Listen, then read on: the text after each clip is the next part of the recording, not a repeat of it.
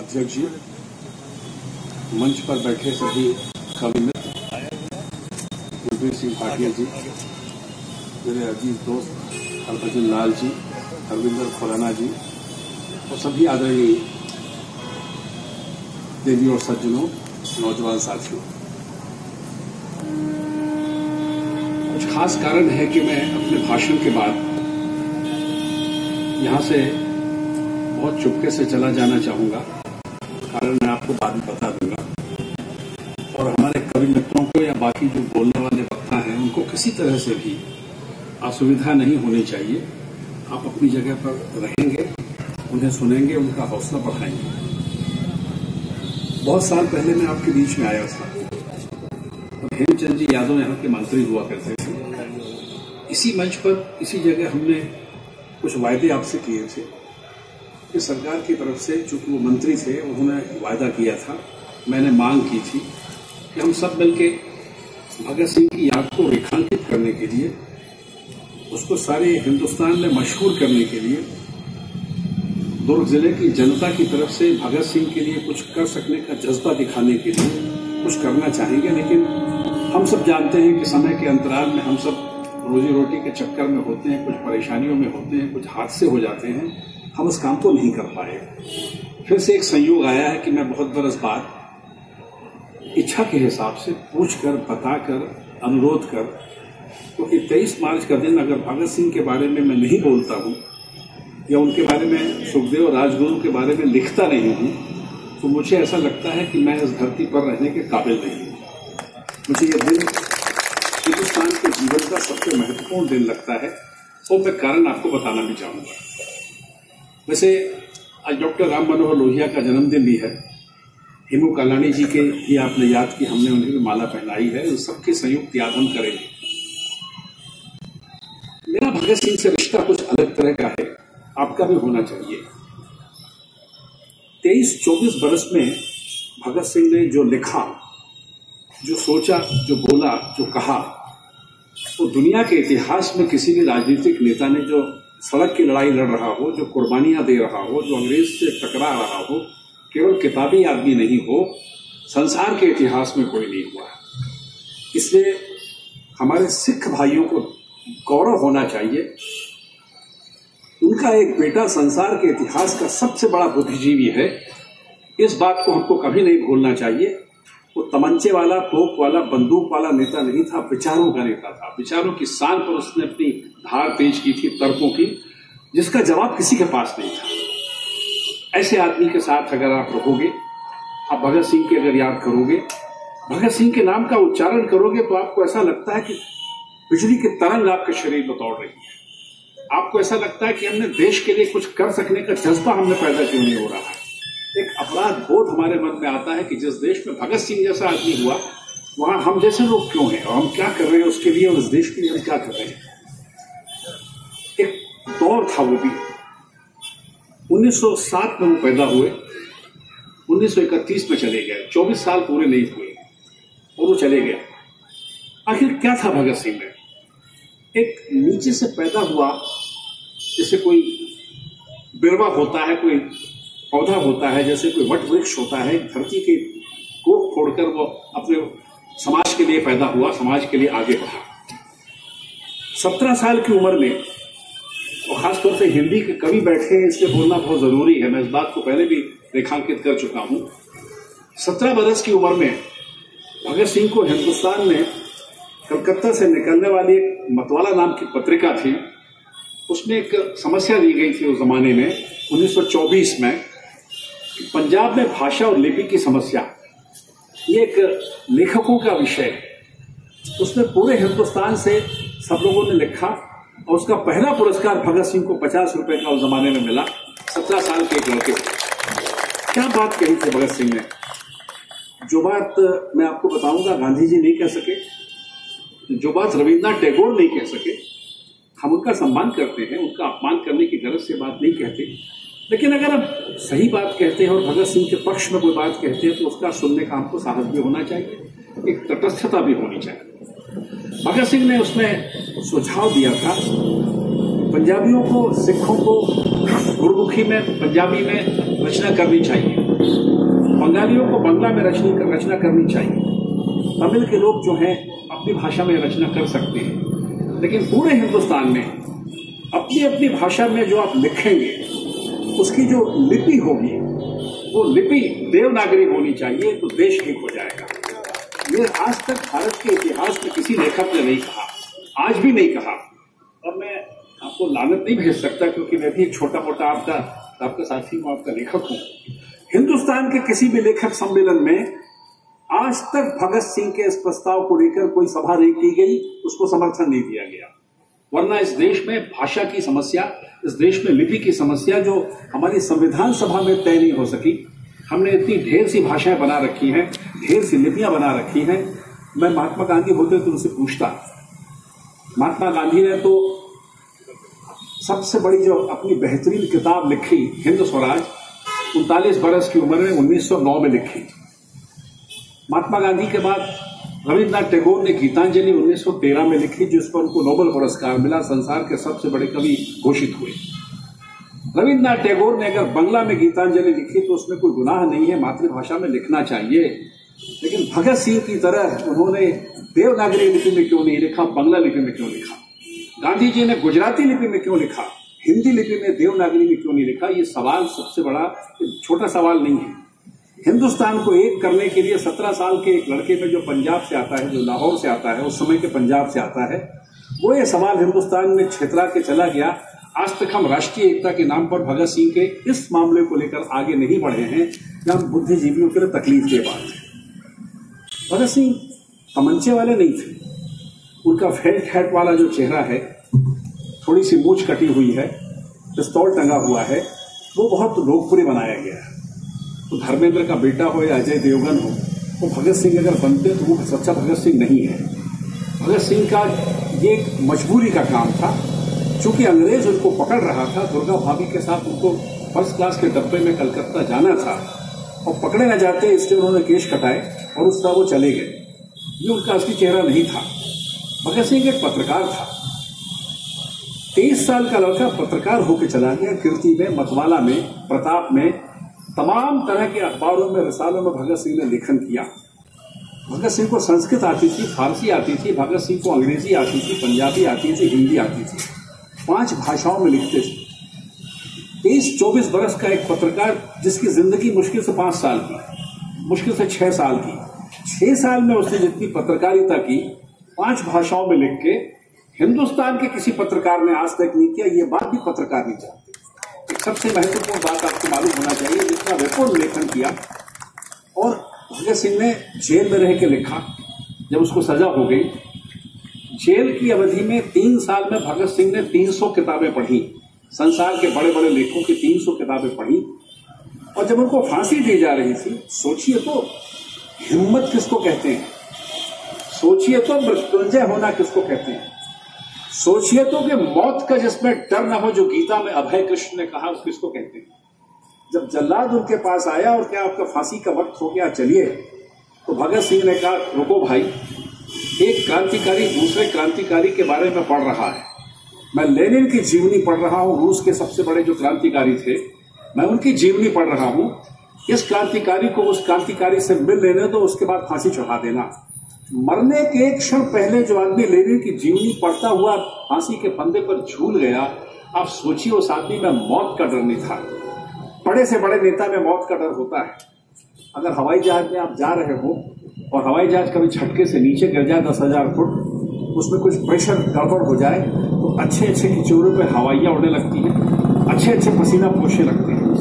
अगर कोई नक्सलवाद को लेकर, अगर कोई गुंडे मवालियों को लेकर, अगर कोई पुलिस की गलत तरह की गोलीबारी को लेकर सामने दौड़ता है, तो हम अपनी जान बचा के भागते हैं। अपनी जान सबको प्यारी होती है।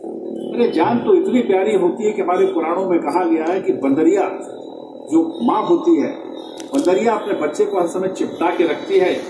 इंसान नहीं रखता, या बाकी जानवर या और पशु पक्षी नहीं रखते।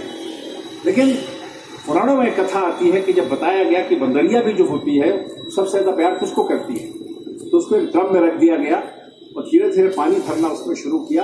उससे बच्चे को छाती से चिपटाया और अंत में जब बहुत पानी भर दिया तो बच्चे को यूं उठा लिया। लेकिन पानी जब उसकी नाक के ऊपर आया तो बच्चे को नीचे डाला, उस पर खुद खड़ी हो गई। मौत का डर आदमी को होता है, सब अपनी जान को प्यारे होते हैं। भगत सिंह का ये दूसरा चरित्र ये भी हमको मालूम होना चाहिए। विदेशों के जितने लेखक हैं, दुनिया के जितने बड़े से बड़े लेखक हैं, उनको भगत सिंह ने पढ़ रखा था। 3 किताबें भगत सिंह की जेल से गायब हो गई। 3 किताबें भगत सिंह ने जेल की अवधि में लिखी थी, तो पता नहीं डर से, खौफ से, धोखे से, गलतफहमी से, गुम जाने से न जाने कहाँ चली गई। वो किताबें हमको मिल नहीं पाई।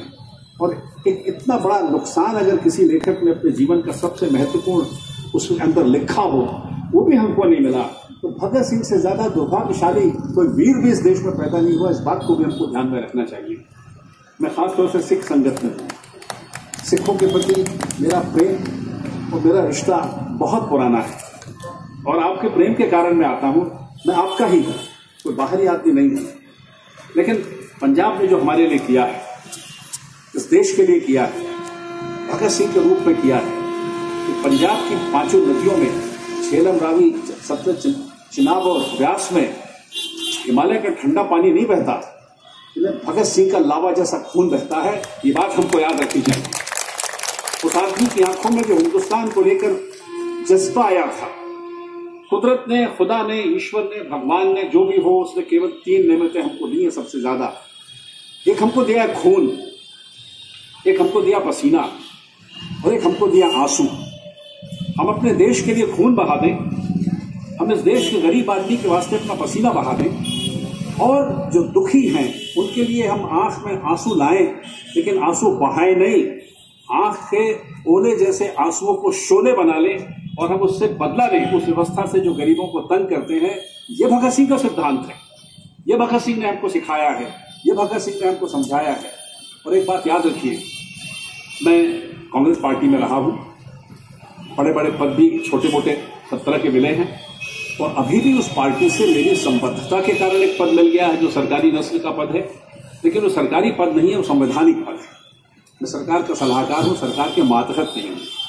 लेकिन हिंदुस्तान के इतिहास में जिस पार्टी ने आजादी दिलाई, इस बात का श्रेय जिसको दिया जाता है, कांग्रेस के आंदोलन को दिया जाता है, महात्मा गांधी को दिया जाता है, जवाहरलाल जी को दिया जाता है, औरों को दिया जाता है।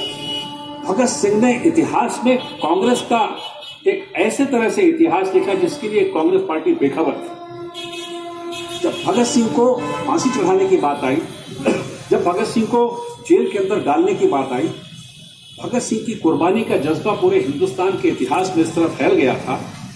महात्मा गांधी ने कहा था कि हमें भगत सिंह की जज्बे से, उसकी कुर्बानी के तेवर से, इन सब बातों से इत्तेफाक है, लेकिन हम हिंसा में भरोसा नहीं करते। दुख है इस बात का कि हिंदुस्तान के इतिहास के सबसे बड़े मसीहा को भगत सिंह का साहित्य पढ़ने को नहीं दिया गया। जिन लोगों ने महात्मा गांधी को बताया कि भगत सिंह बौद्धिक हैं या यौद्धिक है, इस बात का फैसला भगत सिंह को पढ़ के करो। गांधी जी तुम जहां कहीं हो, मैं तो तुम्हारा शिष्य हूं, ये बताया गया। मैंने तो गांधी जी पर करीब 90 पुस्तकों का लेखन, प्रकाशन, संपादक किया है, मैंने तो कार्यक्रम किए हैं। लेकिन महात्मा गांधी से बहुत बड़ी इतिहास में चूक हो गई। अगर अपने पुरखों से कोई चूक हो जाए तो उस पर ऐसे उंगली नहीं उठाते। एक उंगली उठेगी तो 3 हमारी तरफ अपने आप उठेंगी। लेकिन अगर भगत सिंह के साथ इतिहास में अन्याय हो गया, धोखे में, बापू के द्वारा भी अगर हो गया है, तो हम भगत सिंह के साथ हुए अन्याय को लेकर चुप बैठेंगे, वो भी ठीक है। और अगर भगत सिंह की किताबें बापू को पढ़ने मिलती, अगर गांधी जी को पढ़ने मिलती, तो इस बात को समझते। मित्रों, भगत सिंह हिंसक नहीं थे। भगत सिंह ने एक आदमी को, सैंडर्स को, धोखे से दूसरे को मारने गए थे। और क्यों मारने गए? एक हत्या केवल का आरोप के कारण उनको फांसी की सजा हुई। भगत सिंह ने लिखा है कि मैं हिंसक नहीं हूं, मैं हिंसक क्रांति में भरोसा नहीं करता। हमको हिंसक क्रांति तब करनी चाहिए जब कोई विकल्प नहीं हो, लेकिन जनता उसके लिए शिक्षित हो। केवल मारपीट हमें नहीं करनी है, केवल एक गलती हो, वो भी इसलिए कि लाला लाजपत राय को अंग्रेजों ने लाठियां मारी। हिंदुस्तान की राजनीति के बहुत बड़े नेता थे, उनको लाठियां मारी और उन लाठियों के मारने के कारण लाला लाजपत राय का निधन हो गया। इस बात को नौजवान लड़का बर्दाश्त नहीं कर सका और उसने कहा जिसने हमको मारा हम उसको मारेंगे। मारने किसी को गए थे लेकिन गोली किसी और को लगी, उसके कारण उनको सजा हुई। भगत सिंह ने कभी हिंसा का साथ नहीं दिया। उनके बारे में गलत प्रचार किया जाता है कि भगत सिंह को हिंसा में लेना देना नहीं था, कुछ लेना देना था। भगत सिंह नास्तिक थे, इसमें कोई शक नहीं। भगत सिंह उस तरह धार्मिक नहीं थे जिस तरह हम लोग ढोंगी हैं। हम हम लोग खुदा की, गुरु की, ईश्वर की, अल्लाह की इबादत, सबकी गॉड की प्रार्थना करते हैं, लेकिन अपने जीवन में ऐसा आचरण करते हैं जो धार्मिक नहीं होता। भगत सिंह उस अर्थ में नास्तिक थे। उनका किसी इस तरह की धार्मिक चीजों में भरोसा नहीं था। और जब वो अपनी दुर्गा भाभी को लेकर फर्स्ट क्लास के डब्बे में कलकत्ता जा रहे थे तो उन्हें केश कटाने पड़े, वरना अंग्रेज उनको पकड़ता। तो अंग्रेज जब वो कलकत्ता पहुंचे तो उनके साथियों ने, जो कुछ सिख समाज के लोग थे, उनके साथी थे जो कलकत्ता जिन्होंने बुलाया था, किसी ने उलाहना दिया उनको कि भाई भगत, तुम तो सिख हो, हमारी जो 5 पहचान है उसमें से एक पहचान हमारे केश भी है, उन्हें केश कटा लिए। भगत सिंह ने कहा कि आप ठीक कहते हो, गुरु गोविंद सिंह ने हमको सिखाया है कि अपने देश के लिए, अपनी कौल के लिए, अपनी मातृभूमि के लिए, अपने वचनों की रक्षा करने के लिए, दूसरों की रक्षा करने के लिए अपना सब कुछ लुटा दो, जो तुम्हारे पास है लुटा दो। आज मैंने देश की रक्षा करने के लिए अपने केश कटाए हैं, कल इस देश की रक्षा करने के लिए जरूरत पड़ी तो अपने गर्दन कटा लूंगा। और ये भगत सिंह ने करके दिखाया। हमारी आंखों में आंसू आने चाहिए, हमारे शरीर में क्रोध होना चाहिए। हम भगत सिंह का अपमान कर रहे हैं। भगत सिंह का अपमान हम इस तरह कर रहे हैं कि हमारी पाठ्य पुस्तकों में सिख संगत मेरे साथ खड़ी हो, मैं सरकार के आसपास आ गया।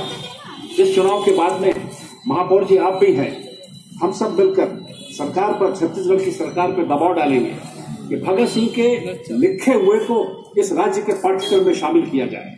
अब भगत सिंह के पाठ्यक्रम में अगर जब शामिल करोगे तब हमारी नई पीढ़ी को कुछ पता लगेगा कि भगत सिंह ने लिखा क्या है, किया क्या है।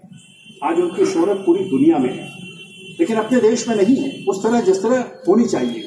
आज 23 मार्च है, चुनाव हो रहे हैं। चुनाव होने से भगत सिंह का क्या रिश्ता है? मैं तो एक संवैधानिक पद पर हूं, आपके बीच में आया हूं, चुनाव से इसका कोई रिश्ता नहीं है। आपके उम्मीदवारों के नाम आ रहे हैं, आप प्रचार कर रहे हैं, देश चुनाव में जाने वाला है, लोकसभा के चुनाव होंगे। जो लोग भगत सिंह का नाम लेते थे, आज अपने अपने दफ्तरों में भगत सिंह के चित्र पर माला पहनाने का टाइम भी हमें नहीं मिला किसी को। हम कैसे अपने देश में भगत सिंह को अपने सिर के ऊपर लाद कर, अपने कांधों में लाद कर इतिहास को कैसे ढोएंगे, इस बात को हमको याद करना है। ये सभा शहीद चौक के कारण यहाँ की जाती है। इस शहीद चौक से हमारा रिश्ता है। सुखदेव राज्य की भी बात उठाई गई।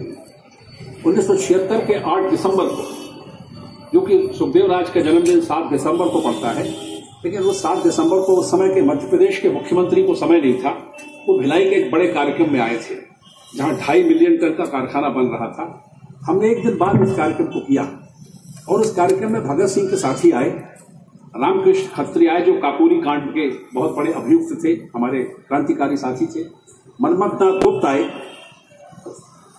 राजेंद्र पाल सिंह वॉरियर आए, कुंदन लाल गुप्ता आए, भगवान दास माहौर आए, भगवान दास माहौर की पत्नी यमुना माहौर आई और कुलतार सिंह जी आए जो भगत सिंह के छोटे भाई थे, उत्तर प्रदेश में राज्य मंत्री थे। अंडा के पास हम लोगों ने मूर्ति लगाई। वो बेहद खूबसूरत मूर्ति है। सुखदेव राज जिस तरह दिखते थे वैसी मूर्ति है। सुखदेव राज जी जब यहाँ आए तो उनके बारे में लोगों ने तरह तरह की बातें की। मैंने पता लगाया, जिला न्यायालय में प्रैक्टिस करता था, वकील था यहीं पर दुर्ग में। 1931 और 32 के हमने सब जर्नल्स जो है, पुराने रसाले जो है वो अखबार सब निकाल के देखे। 1500 दिनों की जेल उनको हुई थी सुखदेव राज जी को। और तब सुखदेव राज जी हमारे साथ जब होते थे तब इंदिरा मार्केट का शिलान्यास हो रहा था। उस समय के रक्षा उत्पादन मंत्री विद्याचरण शुक्ला आए हुए थे। 1972 की शायद बात हो। पानी गिर रहा था। पास में सरोजनी नायडू जो हेल्थ विजिटर थी नगर पालिका में, उनके दोस्त की बेटी थी, उनके यहाँ वो रहते थे। और एक बड़ा कांग्रेस के सिपाहियों का, नेताओं का विद्याचरण जी के साथ में लंबा चौड़ा जुलूस आ रहा था शिलान्यास के कार्यक्रम को लेकर। पानी का मौसम था, पानी गिरा था, थोड़ी देर पहले कीचड़ भी कुछ हो गया था, कुछ रोशनी भी ठीक नहीं थी। तो मैंने उनसे कहा, विद्याचरण शुक्ल से, तब मैं अखबार वाला होता था, पत्रकार होता था, कि देश का एक बहुत बड़ा सिपाही यहाँ अंधेरे में वरांडे में बैठा है और आप ये शिलान्यास करने आ रहे हैं, अच्छी बात है, आपको उनको प्रणाम करने जाना पड़ेगा। और जब पकड़ के उनको हाथ से ले गए तो कीचड़ में उनकी धोती होती है, जूते उते फंस गए, वो वहां गए और उन्होंने सुखदेव राज जी से बात कर, मंत्री जी ने बात की, विद्याचरण जी ने बात की। तब पता लगा कि सुखदेव राज जी को तो राजनीतिक कार्यकर्ता की, स्वतंत्रता संग्राम सैनिक की कोई पेंशन नहीं मिलती है। तब हमने उनको मनाया कि आप पेंशन लेकर इस सरकार पर एहसान करेंगे, मध्य प्रदेश की सरकार पर। मध्य प्रदेश की सरकार आप पर एहसान नहीं कर रही। बड़ी मुश्किल से मैंने उनका आवेदन पत्र लिखा, सरकार को भेजा। प्रकाश चंद्र सेठी उस समय मुख्यमंत्री थे, विद्याचरण जी ने सिफारिश की। थोड़े दिन बाद पता लगा कुछ नहीं हुआ। जब कुछ नहीं हुआ तो सुखदेव राज जी को अच्छा नहीं लगा। उन्होंने कहा मैं कभी पेंशन लेने में मेरा भरोसा नहीं था, आपके कहने में वकीलों के चक्कर में फंस गया और कहा आपने सब लिखवा दिया।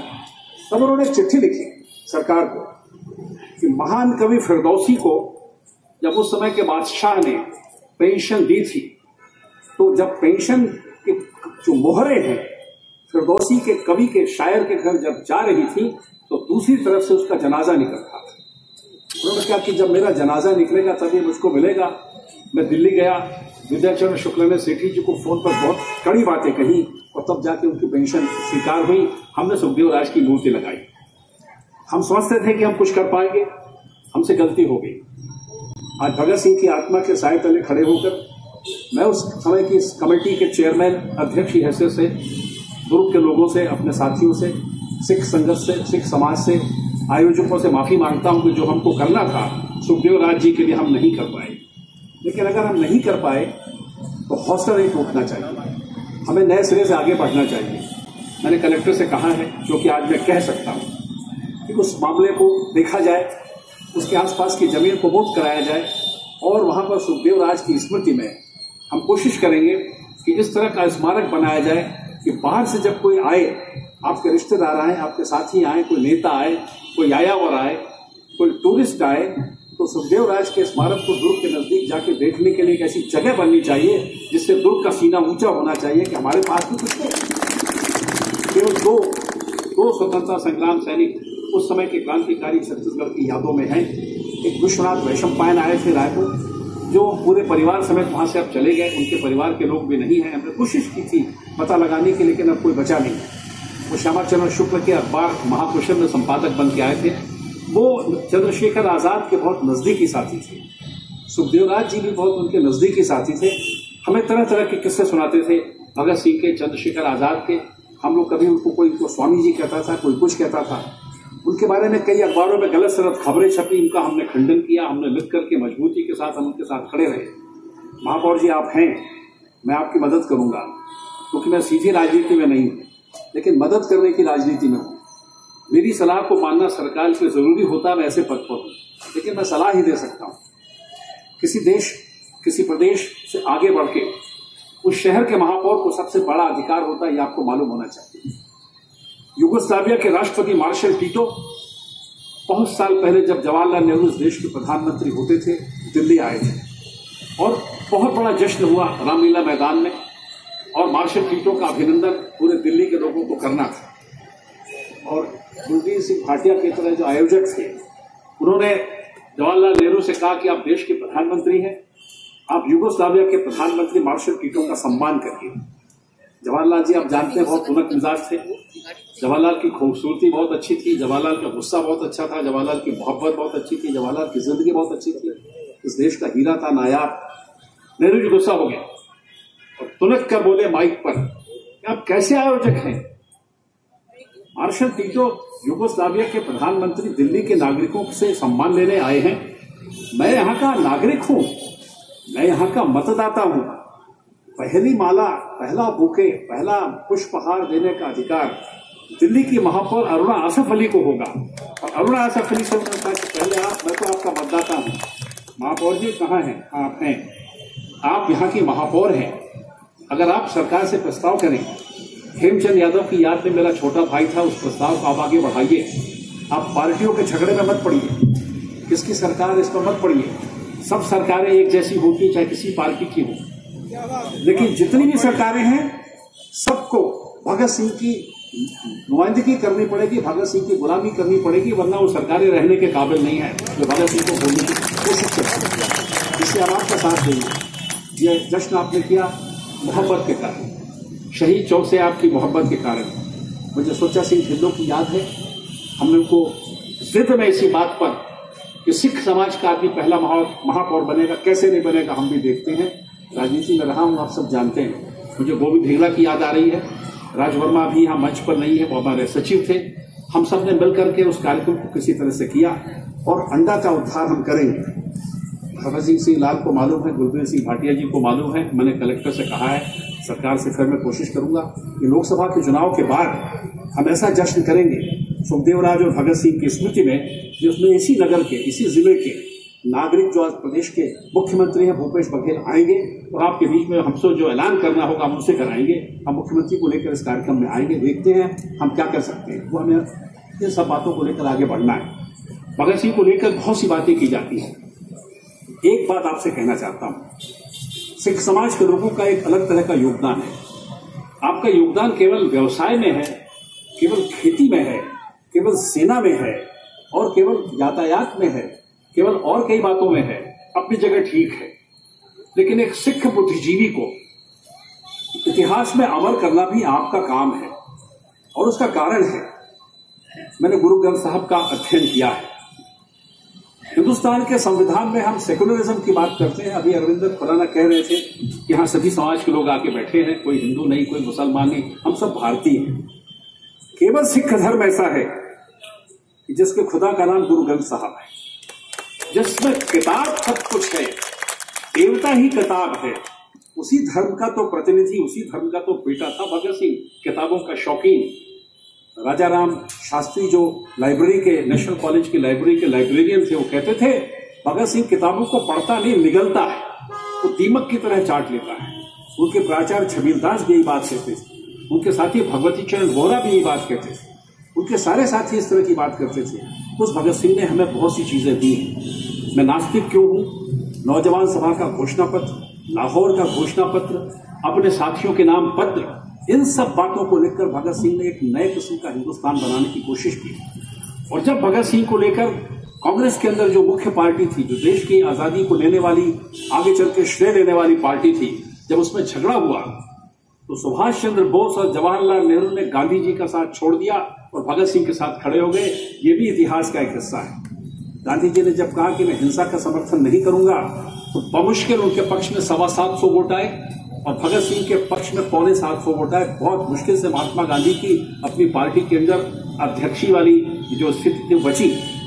और ये हिंदुस्तान के इतिहास में कांग्रेस पार्टी को मानना चाहिए कि भगत सिंह की नौजवान कुर्बानी के कारण कांग्रेस के जो अध्यक्षों की औसत उम्र थी वो नीचे गिर गई।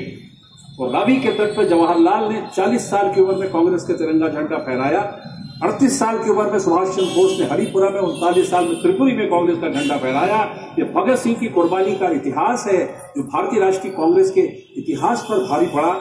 आप उस आदमी को भूल गए, आप उस आदमी पर शोध नहीं करना चाहते, आप उस पर रिसर्च नहीं करना चाहते। हम भगत सिंह पर एक बड़ा जश्न करने के लिए प्रतिबद्ध हैं। मेरी अपनी एक क्षमता है, मेरी अपनी एक सीमा भी है। मुझसे जितना बल पड़ेगा मैं अपने दोस्तों को वचन दे के जाता हूं, मुझसे जितना बल पड़ेगा मैं भगत सिंह की आत्मा को वचन दे के जाता हूं। मुझे फख्र है इस बात का कि मैं हिंदुस्तानी हूं। धरती के इतिहास में ऐसा कोई नहीं हुआ। करतार सिंह सराभा भी बहुत कम उम्र में चले गए थे, मदन लाल धिंगरा भी उससे भी कम उम्र में चले गए थे, लेकिन बौद्धिक इतिहास में जो ध्रुवतारे की जगह भगत सिंह ने बनाई है वो जगह बैठ नहीं सकती। इसलिए हम सबको वो काम करना चाहिए। और मेरा सुझाव होगा सरकार को, कार्यक्रम तो होते रहते हैं, मूर्तियां तो लगती रहती हैं, जश्न तो होते रहते हैं, तालियां तो बजती रहती हैं, मानसिक अय्याशी के सब काम होते रहते हैं। इससे क्या होगा?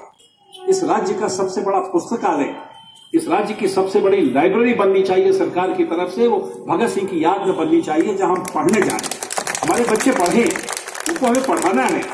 अगर वो पढ़ेंगे, एक एक इबारत पढ़ेंगे, एक एक अक्षर पढ़ेंगे, तो भगत सिंह की याद में वो सच्ची श्रद्धांजलि होगी। हम सिख बच्चों को खासतौर से, इसलिए खासतौर से कि वो उनके वंशज हैं, खून और सिद्धांतों के भी हिसाब से, भूगोल और इतिहास के भी हिसाब से उन्हें आगे बढ़ के हिंदुस्तान का, प्रदेश का, दुर्ग जिले का, सब जगह के नेतृत्व को संभालने की जरूरत है। हम इस बात के लिए आपके बीच में हम लोग आना चाहते हैं, इस बात के लिए कहना चाहते हैं। मैं विशेषण में विश्वास नहीं करता। हमारा हर नेता महान होता है, हमारा हर नेता लोकप्रिय होता है, हमारा हर नेता जनसेवक होता है, लेकिन उसी जनसेवक की जमानत जब्त हो जाती है, फिर वो लोकप्रिय नहीं रहता। जब वो चला जाता तो हम उसकी बुराई करना शुरू करते हैं। हम हर बड़े नेता की बुराई करते हैं, हम हर बड़े नेता की तारीफ करते हैं। साल में 2 दिन हम उसकी याद करते हैं, जब वो चला गया, जिस दिन धरती पर आया था। इन सब से क्या होगा? ये रस्मी आयोजन है, रस्मी आयोजन भगत सिंह के लिए नहीं बने। भगत सिंह ने किसी भी रस्म का पालन नहीं किया। मुस्लिम भाइयों को भी मालूम है इस बात को। हिंदू मुसलमान का, आदिवासी, नीची जात भगत सिंह के सामने कुछ नहीं था।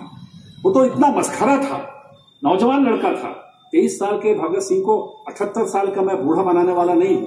23 साल का जो यहाँ बैठा होगा, या जब मैं 23 साल का था, या हम सब जब थे, याद करो अपनी जवानी, तो मस्खरा भी था। उसको गाने का भी शौक था, उसको लड़ने का भी शौक था। गुस्से में लड़ाई लड़ते करते दोस्ती में चंद्रशेखर आजाद को उसे पटक भी दिया था एक बार। वो सबसे बहादुर आदमी भी था। उससे सब कुछ करते करते जब गोश्त परोसता था, गोश्त खाते थे। मैं नहीं खाता, उससे क्या होता, वो तो खाते थे। तो हलाल और झटका दोनों तरह का गोश्त एक में मिला देता था। कहता यार गलती हो गई, आधा तू खा ले, आधा तू खा ले, जो जिसको मानने वाला खा लो। उसे सारी जितनी इस तरह की गलत सलत तरह की परंपराएं, जिनसे देश का कोई रिश्ता नहीं था, हिंदुस्तान का कोई रिश्ता नहीं था, हिंदुस्तान की आजादी का रिश्ता नहीं था। और याद करो, जब उसने असेंबली में बम फेंका, फटाका फेंका, ऐसा बम फेंका जिससे कोई मरेगा नहीं, केवल धुआं होगा, गर्द गुबार उठेगा, ऐसा बम फेंका, जानबूझ के फेंका, जानबूझ के गिरफ्तार हुआ। वो चाहता तो भाग सकता था, उस बटुकेश्वर दत्त के साथ वो भाग सकता था, लेकिन भगत सिंह ने अपनी गिरफ्तारी का दिन खुद चुना। इतिहास में भगत सिंह के इस फैसले पर भी हमको सोचना पड़ेगा। भगत सिंह ने सोचा कि अब वो सब वक्त आ गया है, वो क्लाइमेक्स आ गया, वो समय आ गया है, जब मेरी गिरफ्तारी से सारी दुनिया में जलजला फैलेगा, सारी दुनिया में हिंदुस्तान के बारे में, सारी दुनिया में गुलाम मुल्कों के बारे में, जहां जहां लोग गुलाम है, सारी दुनिया में एक झंझट होगी, एक परेशानी होगी, और साम्राज्यवाद को, अंग्रेजों को इस देश में से हटने की एक प्रेरणा मिलेगी। भगत सिंह ने मौत कबूल की है। भगत सिंह ने अपनी मरने का दिन, कुर्बानी का दिन खुद तय किया। वो चाहता तो भाग सकता था। और कल्पना करो, आप सब कल्पना करो, 1907 में जो लड़का पैदा हुआ पंजाब में सिख मां की कोख से, किशन सिंह जी का बेटा, अजीत सिंह जी का भतीजा, वो 7 दिसंबर को पैदा हुआ, 28 सितंबर को पैदा हुआ 1907 में। अगर 1947 तक जीता तो 40 बरस का होता। अगर भगत सिंह 40 बरस का होता तो प्रधानमंत्री कौन बनता? एक संकट पैदा हो जाता है। लेकिन नहीं, कितना विनम्रता थी उसमें। सिखों में विनम्रता क्यों होती मेरी समझ में नहीं आता। एक सिख जहां होता है तो वहां कहते हैं एक सिख जो 1.25 लाख आदमी के बराबर होता है, उतनी विनम्रता होती है। जो भगत सिंह ने लिखा है, मैं नहीं कह रहा हूं, भगत सिंह ने लिखा कि इस देश को आजादी जब मिलेगी तो लाला लाजपत राय नहीं संभाल पाएंगे। इस देश को अगर चलाना है तो सुभाष चंद्र बोस बहुत जोशीले आदमी हैं, बहुत अच्छे हैं, लेकिन नहीं चला पाएंगे। इस देश को अगर कोई चलाएगा तो जिसमें वैज्ञानिक समाजवाद है,